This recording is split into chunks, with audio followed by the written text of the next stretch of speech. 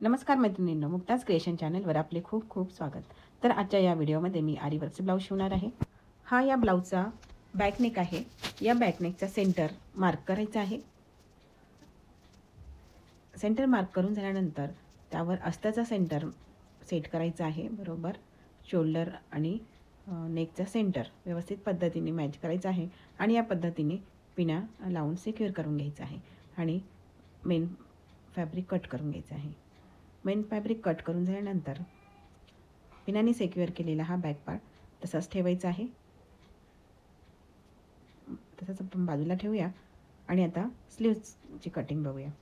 तर बघा, स्लीवच्या लांबीप्रमाणे मार्क करून घ्यायचं आहे. सेंटरपासून स्लीवची लांबी मार्क करायची आहे आणि पुन्हा तिथूनच घडी असते स्लीवची, तीसुद्धा मार्क करायची आहे. तर घडीपेक्षा 1 इंच जास्त मार्जिन ठेवून या पद्धतीने घडी करून घ्यायची आहे.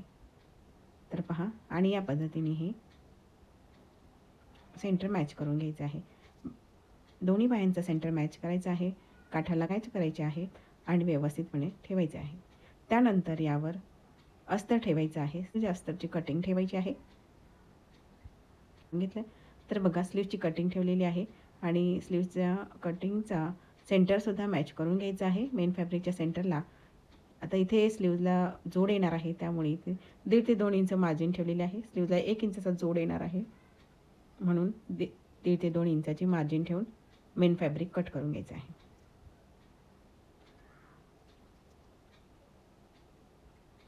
आणि ही वर्कची स्लीव्ज असल्यामुळे जे मार्जिन न ठेवता बरोबर तेवढ्याच लांबीचे मेन फॅब्रिकची स्लीवसुद्धा कट करायची आहे.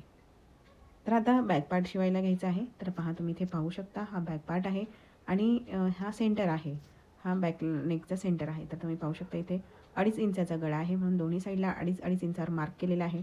आणि या मार्किंगच्या नंतर पुन्हा 1/2 इंच मार्जिन सोडून बघा मार्किंगचे आणि एकदम डिझाईनला लागून एक शिलाई घ्यायची आहे. तर ह्या अस्तरमधून शिलाई दिसते, त्यामुळे वर्क दिसते, तर बरोबर वर्कच्या साईडनी शिलाई इथे घेतली जाते. तर तुम्ही पाहू शकता इथे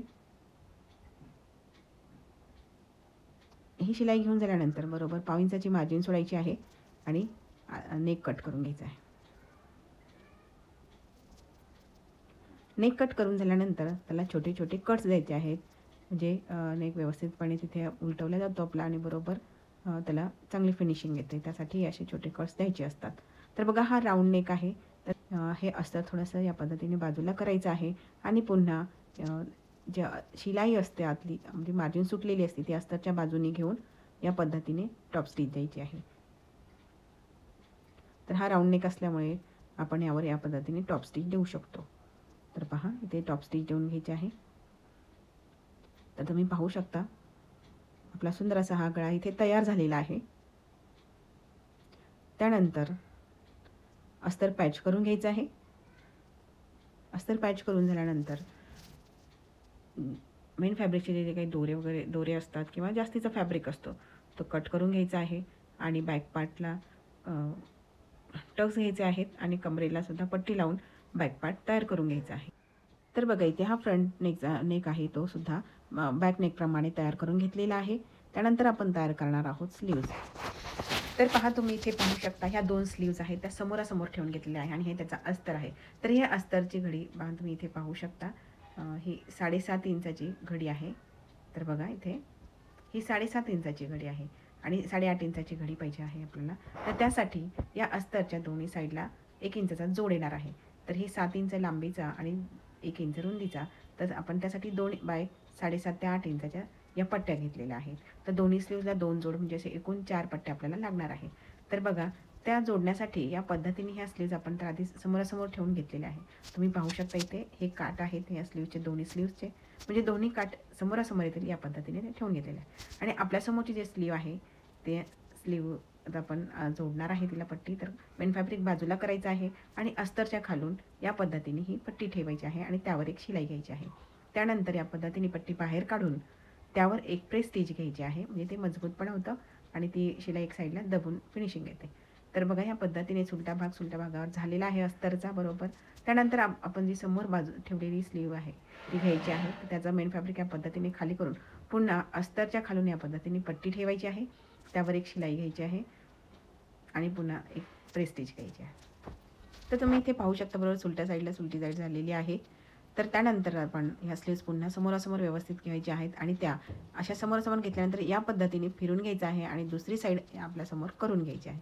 तर पुन्हा या स्लीव्स समोरासमोर येतात बघा, काठाकडून काठ दोन्हीचे येतात आणि पुन्हा आधी ज्याप्रमाणे आपण जोड दिला होता त्याचप्रमाणे जोड द्यायचा आहे. तुम्ही पाहू शकता इथे.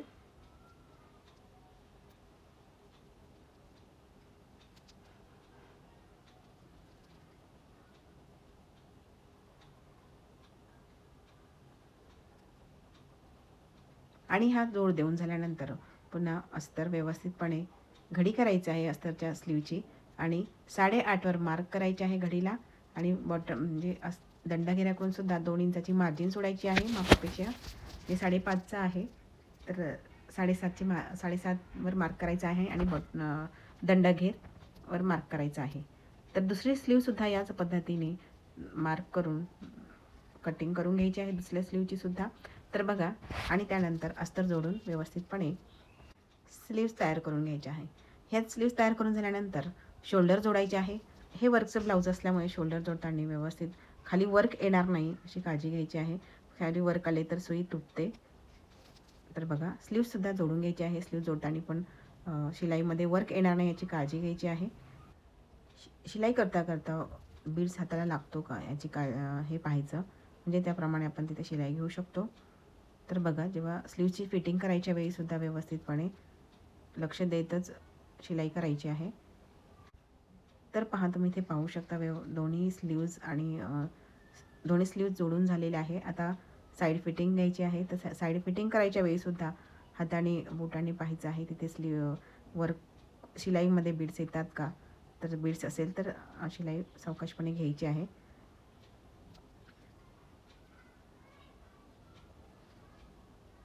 तर पहा इथे आपला हा ब्लाऊज शिवून झालेला आहे. सुंदर असा हा वर्कचा ब्लाऊज इथे झालेला आहे आपला.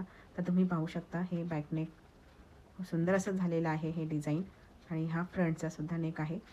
तर तुम्हाला हा व्हिडिओ कसा वाटला कमेंट करून सांगा. आवडल्यास लाईक करा, शेअर करा आणि सबस्क्राईब करा. तर भेटूया पुन्हा अशा छानशा व्हिडिओमध्ये. व्हिडिओ पूर्ण पाहिल्याबद्दल खूप खूप धन्यवाद.